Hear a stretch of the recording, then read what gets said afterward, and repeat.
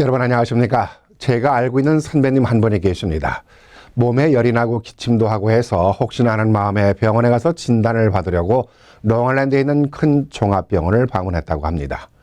호흡에 이상이 있으면 그때 오라면서 진단을 거부당하고 집에 있는데 며칠 후부터 코로나 증상에 의심되는 현상이 나타나서 119에 신고를 했지만은 환자들이 넘쳐나기 때문에 기다리라는 답변만 들었다고 합니다. 선배님 부부는 공무원과 의료계에 종사하면서도 어떤 혜택도 받지 못하고 있습니다. 그만큼 뉴욕에는 환자가 넘쳐나고 있다는 얘기고 검진이나 입원조차 할 수 없는 상태에서 자가격리로 고통을 받고 있습니다. 어떤 위치에 있던 코로나 감염 의심이 있어도 진료조차 받을 수 없고 확진을 받아도 병실이 없어 입원할 수도 없고 설사 입원을 해서도 산소호흡기가 없으니 제대로 된 진료를 받을 수 없는 상황을 보면서 지금 미국에서 일어나고 있는 코로나 사태의 현실이 얼마나 심각한지를 단적으로 알 수 있는 상황입니다. 지금 몇 명의 확진자가 발생했고 몇 명의 사망자 숫자조차 말할 수 없습니다. 시간이 무섭게 수천 수백 명씩의 감염자와 사망자가 늘어나고 있으니 말입니다. 백악관의 한 관계자는 최악의 경우 20만 명의 사망자가 발생할 수 있다고 하니 그렇다면 도대체 몇 명의 감염자가 발생할 건지 생각하니 수백만 명을 넘어 수천만 명에 이른다는 얘긴가 하는 불안한 생각까지 듭니다.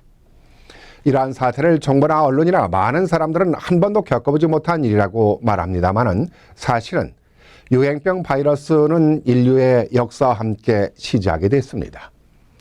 기원 전까지 더듬지 않더라도 1세기경에 시작된 흑사병이 300년간 지속되면서 2,500만 명에서 1억 명이라는 천문학적인 인명이 사망했습니다. 흑사병은 13세기에 와서도 다시 발병하면서 2,400만 명에 이르는 엄청난 인명을 앗아갔습니다. 2,400명으로 들으신 건 아니겠죠? 지금으로부터 100년 전인 1918년에는 스페인 독감으로 무려 2,500만에서 5천만 명이 사망한 기록이 있습니다. 이 숫자도 2,500명에서 5,000명이 아니라 2,500만에서 5천만 명입니다. 바이러스는 여기서 끝이 아닙니다. 80년대에는 한 번 걸리면 목숨을 잃는다는 에이즈를 시작으로 해서 2002년에는 중국 사스와 2013년 중동의 메르스가 있었습니다. 대표적인 바이러스 유행병에 대해서만 말씀을 드렸습니다마는 실제 밝혀지지 않은 유행병과 스쳐 지나갔던 유행병까지 들춰낸다면 셀 수 없이 많습니다.